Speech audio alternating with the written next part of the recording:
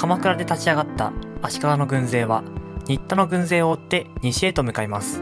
目指すは京都、建武政権の本拠地です。後醍醐天皇は京都を離れて比叡山へと行幸。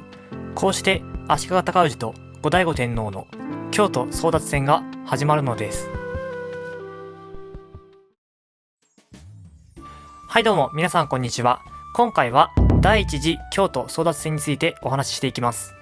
建武政権側についている新田義貞とそれを追って上洛してきた足利尊氏、彼らの戦いは多くの人々を巻き込んで京都周辺で大きな争いとなっていきます。それでは詳しく見ていきましょう。この頃後醍醐天皇は京都へと迫った足利尊氏から逃れ延暦寺に身を寄せていました。これに対して足利尊氏は三井寺を味方につけます。後醍醐天皇をかくまった延暦寺に対する対抗勢力としようとしたのでしょう。そもそもなんで三井寺は足利尊氏に味方したのかというと、もしも良い働きをしてくれるならば階段院の造営を約束すると伝えたからです。比叡山と三井寺は同じ天台宗ではあるのですが、数百年にわたって対立しており、三井寺としては宗派の自立を意味する階段院の造営はかねてからの悲願だったのです。もともと三井寺と延暦寺は仲が悪かったのですね。こうして三井寺を味方につけた足利勢は新田の軍勢が膨れ上がる前に東坂本に攻め込もうと考え、細川上善を三井寺に送り込みます。そこにやってきたのが花将軍北畠顕家です。東北地方にあった陸奥将軍府から尊氏追討のために範吉親王と上洛してきたのでした。もともと北畠顕家は新田義貞が足利尊氏を攻撃している時に南下して鎌倉を挟み撃ちにする手はずでした。しかし兵を集めるのに手間取ってしまい、箱根の戦には間に合わなかったのです。つまり新田を追いかける足利、その足利を追いかける北畠という順番で西へと進んでいったのでした。こうして西へと向かった北畠顕家は近江の国越川の宿に到着しました。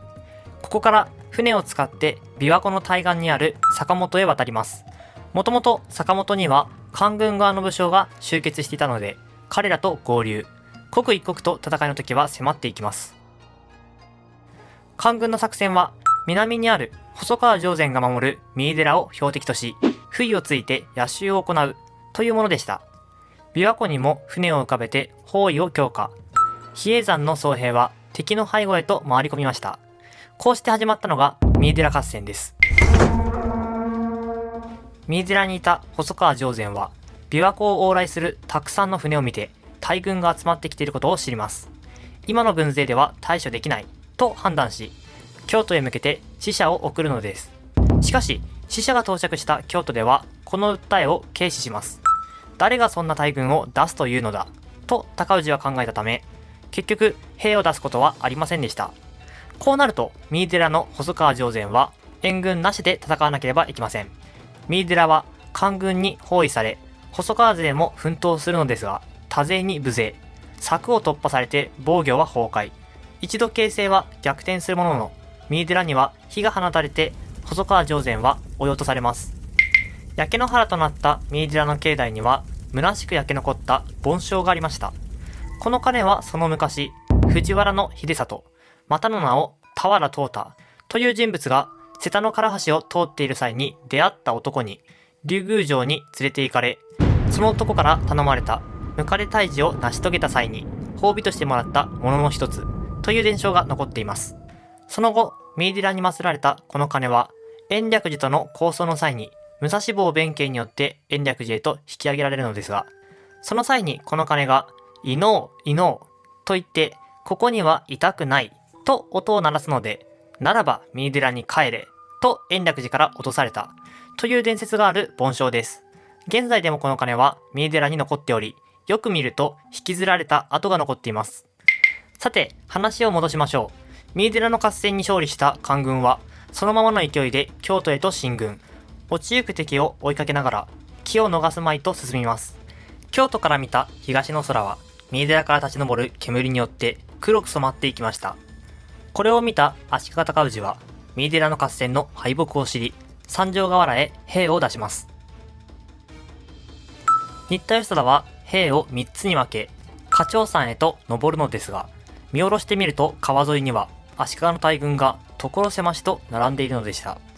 普通に戦ったら負ける、そう感じた義貞は、顔を知られていない兵をこっそり送り込み、足利の軍の中に紛れ込ませます。これに対して足利尊氏は、なかなか戦いに出てこないのは軍勢が少ないのを隠すためだと予想。河野諸康を送り出し、戦いは激しさを増していきます。官軍は木陰に隠れて矢を放ち対抗。坂道を登る足利軍は上から降ってくる矢に当たり、次々と軍勢を失っていきます。そうなると動きにもためらいが出てしまい、ここをすかさず官軍が攻撃。坂道を駆け下りてくる大軍に足利軍はたまらず退却。五条河原まで退いてしまいました。兵の数では足利軍が優勢なのに、官軍が有利に戦いを進めていました。そんな時に隠れていた官軍がか乱作戦を実行。敵味方が分からなくなった足利軍は、甲上杉の人々が山崎、足利細川の人々が丹波路を目指して落ち延びていきます。こうして桂川を越えたあたりで日が暮れたので、追っても引き返し、戦いは明日に持ち越しという雰囲気になった時に、細川上禅が口を開きます。今回の負けは三井寺で我々が失敗したことに起因する。このままでは我々は非難の対象になるだろう。今頃敵の軍勢は京都の財宝を略奪している頃だろうから、京都の中の広い範囲に広がっていると予想できる。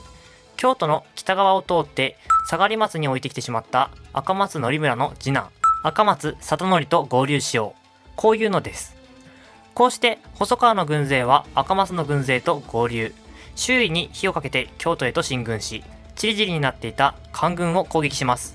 まさか攻撃されるとは思っていなかった官軍は、兵を広げていたこともあり戦えないと判断。せっかく制圧した京都を手放して帰っていきます。この知らせを聞いた足利尊氏は京都へと戻ってきて、1度目の戦いは終わるのです。時は進んで13日後、2度目の戦いが始まります。楠木正成、結城宗弘、野長俊の軍勢は、比叡山の西側、西坂本を降りて下り松に陣を置き、北畠の軍勢は山科に陣を置いていました。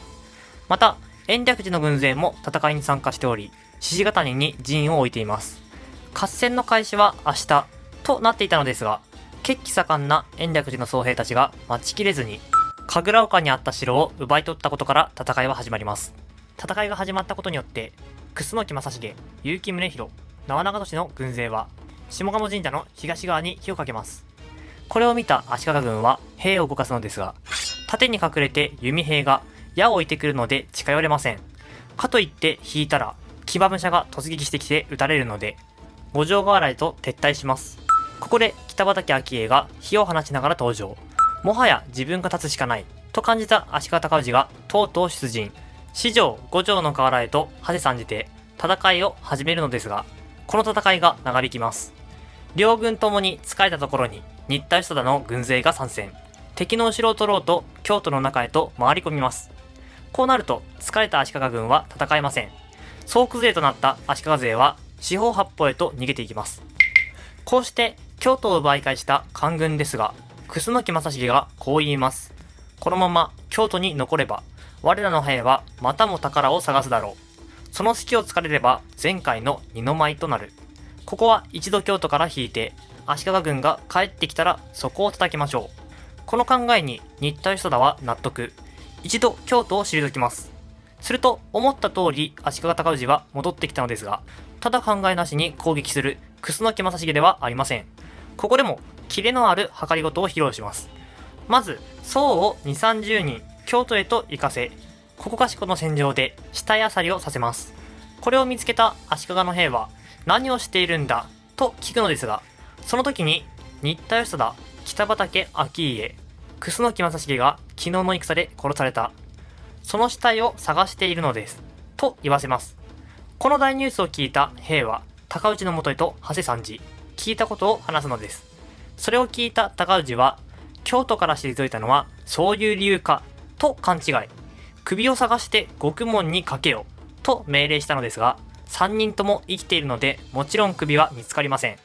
しかしあまりにも首が欲しすぎて、それなりに似ている首を獄門にかけたところ、これは似た首なり、正成にも書きたる空ごとかな、という落書きをされてしまいました。新田と似た、正成と正成をかけた落書きです。さらに、この日の夜に楠木正成は、兵に松明を持たせて比叡山を下らせます。これを見た足利軍は、大将を失った兵が逃げていく、と勘違い。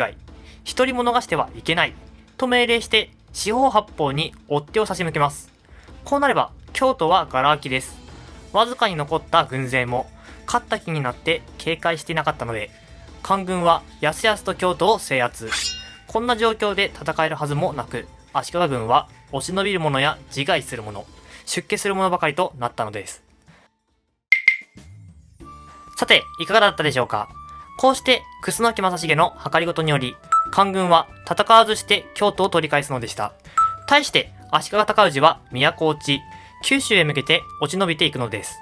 さて、次の動画では、多々良浜の戦いについてお話しします。それではまた次の動画で。